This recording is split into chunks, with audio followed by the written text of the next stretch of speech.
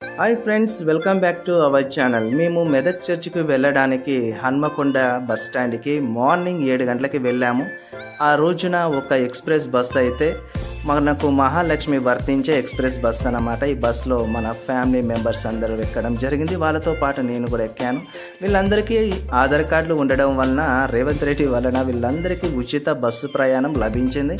నాకు మట్టుకు ఇక్కడ హన్మకొండ బస్ స్టాండ్ నుండి సిద్దిపేట వరకు 130 రూపాయల ఛార్జీతో ఎక్స్ప్రెస్లో ఒక టికెట్ తీసుకోవడం జరిగింది.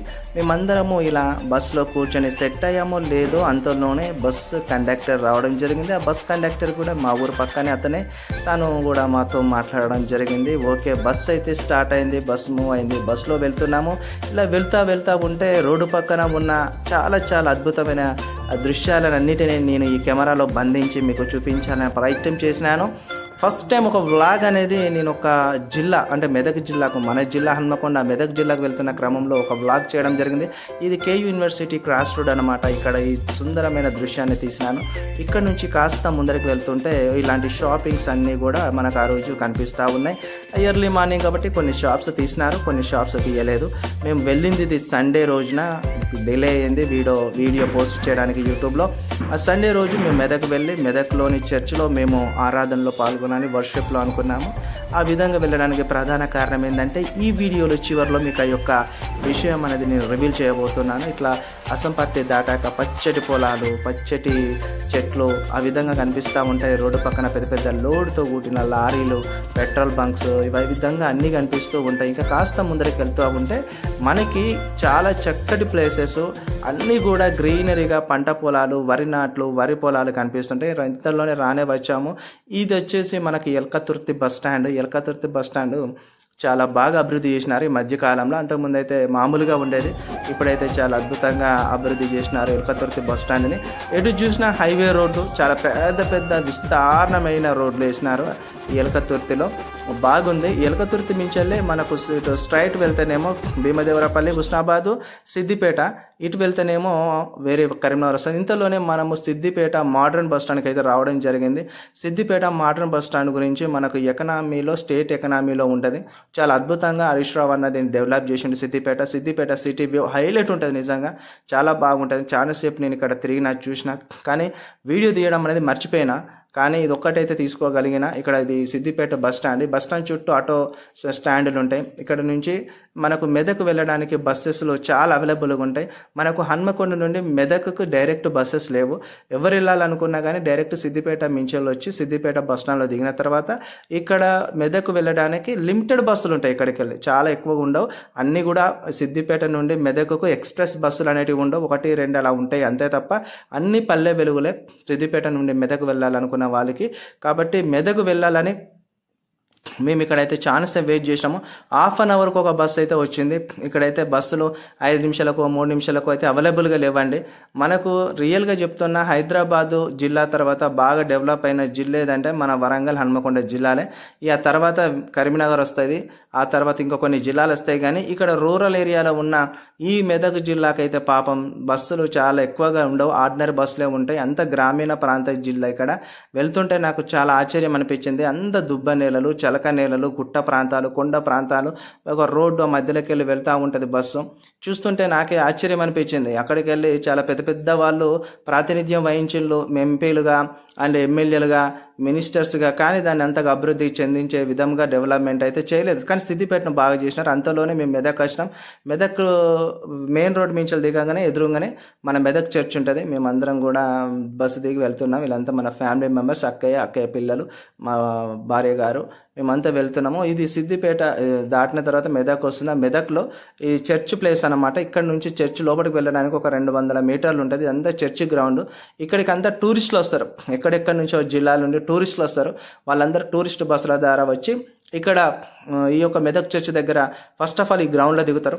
ఈ గ్రౌండ్లో దిగిన తర్వాత వాళ్ళు ఏమైనా ప్రిపేర్ చేసుకునేది మెదక్ చర్చ్ అండి. ఇది దూరంకి వెళ్ళి ఒక వ్యూ అయితే తీసినాను. పెద్ద గ్రౌండ్, ఒక 200 ఎకరాలు ఉంటుంది అనుకుంటున్నాను నేనైతే. పెద్ద గ్రౌండ్. ఇక్కడ చర్చ్ అనమాట, చర్చ్ వ్యూ. ఈ చర్చ్ వ్యూ చూస్తే చాలా అద్భుతంగా ఉంటుంది నిజంగా. అప్పుడు కట్టిన వాళ్ళు అయితే హ్యాట్స్ ఆఫ్. అదేవిధంగా ఇక్కడ సిల్వ ఉంటుంది. సిల్వ దగ్గర ఎవరైనా మొక్కులు మొక్కుకున్న వాళ్ళు ఒక కొబ్బరికాయ కొడతారు, దానికి ఒక క్యాండిల్స్ పెడతారు, పెట్టి వాళ్ళు ప్రేయర్ చేసుకుంటారు. ఇదంతా కూడా Hindu culture, mixed culture, Hindu culture. So pure క్రిస్టియన్స్లో అయితే కొబ్బరికాయ కొట్టడం ఉండదు, దీపాలు పెట్టడం ఉండదు, ఓన్లీ క్రోవత్తులు అయితే పెడతారు కేథలిక్ వాళ్ళు. ఇది సిఎస్ఐ అంట చర్చ్ పేరు. ఈ సిఎస్ఐ చర్చ్లో వీళ్ళు ఇట్లా చేస్తున్నారు. ఇదంతా కూడా కరెక్ట్ ప్యూర్ క్రిస్టియానిటీ అయితే కాదు, ఇది మిక్స్డ్ హిందూయిజం. ఈ విధంగా ఉంటుంది. ఈ చర్చ్ అయితే చాలా అద్భుతం, కట్టిన వారు చాలా గ్రేట్. ఎందుకంటే అప్పుడు మెదక్ అంటే మెతుకు దుర్గం, అంటే మెతుకు దొరకని ప్రాంతం ఇది. ఈ ప్రాంతంలో ఆ కాలంలో కరువు వచ్చినప్పుడు 1914-18 మధ్య కాలంలో చర్చి నిర్మాణం జరుగుతుంది. కేవలం అక్కడున్న వాళ్ళకి, ఆ మెదక్ జిల్లాలో ఉన్న వాళ్ళకి కేవలము వాళ్ళకు ఉపాధి కల్పించడం కోసం ఈ చర్చి కట్టినారని ఒకదైతే మనకి హిస్టరీలో ఉంటుంది. చర్చి లోపల ఇది చాలా అద్భుతంగా ఉంటుంది. వీడియో అయితే చర్చి లోపల తీయనియరు, రిస్ట్రిక్షన్స్ ఉంటాయి. కానీ నేనైతే దొంగచాటున వీడియో తీసిన చూపిద్దాం మన వ్యూవర్స్. కానీ ఇది చర్చ్ బయట చుట్టూ మొత్తం కూడా రాయితో కడతారు. ఆ రాయిని కూడా పేర్చే విధానం చాలా అద్భుతంగా ఉంటుంది. నిజంగా అద్భుతము, కట్టడం చెక్కు చెదరలేదు, అద్భుతంగా కట్టారు, మామూలుగా కట్టలేదు. సూపర్ ఉంటుంది. చుట్టూ గార్డెన్ ఉంటుంది. ఎటు చూసినా కానీ భక్తులతోని, క్రిస్టియన్ భక్తులతోని చాలా జనసందోహంగా ఉంటుంది, చాలా సందడిగా ఉంటుంది. ఏడ చూసినా ఫ్యామిలీతో వస్తారు, ఇక్కడ హ్యాపీగా కూర్చుంటారు. అంత టూరిస్ట్ ప్లేస్ లాగా అయిపోయింది. ఇదంతా ఒక భక్తి పరవశంలో కాకుండా టూరిస్ట్ ప్లేస్ లాగా అయిపోయింది. ఎక్కడెక్కడి నుంచి వస్తారు. ఇది మనము స్లో వాకింగ్లో వెళ్తున్న వీడియో అలా తీసినాను, ఎలా ఉంటుందో చూద్దామని. బాగా వచ్చింది వీడియో కూడా, చూడండి అద్భుతంగా ఉంటుంది. ఈ వీడియో చూసిన ప్రతి ఒక్కరు లైక్ చేయండి, కామెంట్ చేయండి, సబ్స్క్రైబ్ చేయడం మాత్రం మర్చిపోకండి. మన ఛానల్లో నా సొంత వ్లాగ్స్ కూడా వస్తూ ఉంటాయి, ఎందుకంటే అప్పుడప్పుడు ఇలాంటి వ్లాగ్స్ చేస్తూ ఉంటాను. మేము మా భార్య గారు, ఈమె కూడా నేను వాకింగ్ స్లో మోషన్స్ వెళ్తే నేను కూడా స్లో మోషన్ వీడియో తీయు అని చెప్పేసి అన్నది. సరే ఓకే అని చెప్పేసి ఆమెను కూడా దిల్ఖుషి చేయడం కోసం ఈ యొక్క వీడియో అయితే తీసినాను.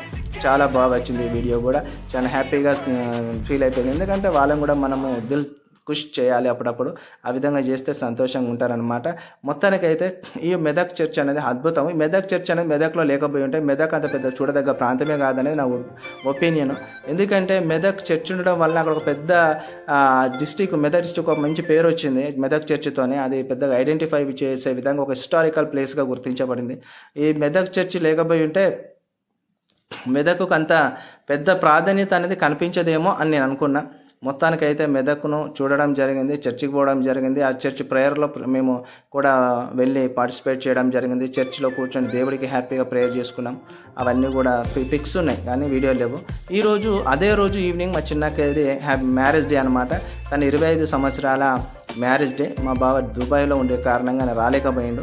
అందుకని చెప్పేసి అక్కయ్యను దిల్ఖుష్ చేయడం కోసం మేము, అక్కయ్య పిల్లలు, మేమందరం కేక్ తీసుకొచ్చామని హ్యాపీగా సర్ప్రైజ్ చేసినాము.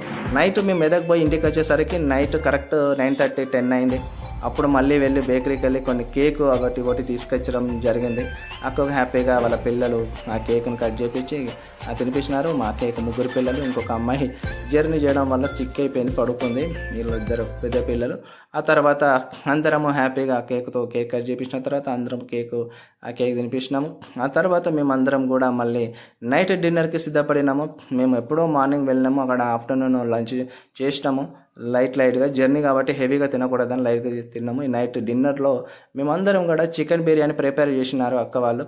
చికెన్ బిర్యానీ బయటికి వెళ్ళి మేము ఆర్డర్ చేసుకున్నాము. సో వీళ్ళందరూ చికెన్ బిర్యానీ తింటుంటే నాకు చికెన్ బిర్యానీ అంటే పెద్ద లైక్ అనేది ఉండదు, నాకు ఎక్కువ ఇష్టం అనిపించదు. నేను ఒక ఎగ్ ఫ్రైడ్ రైస్ అయినా తీసుకోవచ్చినా, లేకపోతే చికెన్ ఫ్రైడ్ రైస్ అయినా తీసుకొని మా అక్కయ్య అంటే ఇక చికెన్ ఎందుకులే, నాకు ఎగ్ ఫ్రైడ్ రైస్ అయితే ఓకే నైట్ లైట్గా తీసుకుంటా అన్న. అసలు అది కూడా ఇష్టం ఉండదు. మా పెద్ద కోడలు చెయ్యి లొక్కుతుంది హాయ్ అని చెప్పేసి. మా చిన్న కోడలు అందరికీ సర్వ్ చేస్తుంది వాళ్ళ మమ్మీతో. ఈ విధంగా వీడియో అయితే చాలా చక్కగా అద్భుతంగా వచ్చింది. ఇటు పక్కన చూసినట్టయితే మా మిస్సెస్ గారు కూడా కూర్చున్నారు, ఆవిడ గారు కూడా. అందరికీ ఇక చాలా లేట్ నైట్ అయిపోవడం వలన తొందరగా తినేసి హ్యాపీగా రెస్ట్ తీసుకోవాలన్న మూడ్లో అందరూ ఉండిపోయినారు. ఇక ఇదే మన చికెన్ కాకుండా నేను ఫ్రైడ్ రైస్ తీసుకుంటున్నానని చెప్పేసి మీ అందరికీ చూపించే ప్లేట్ అదే.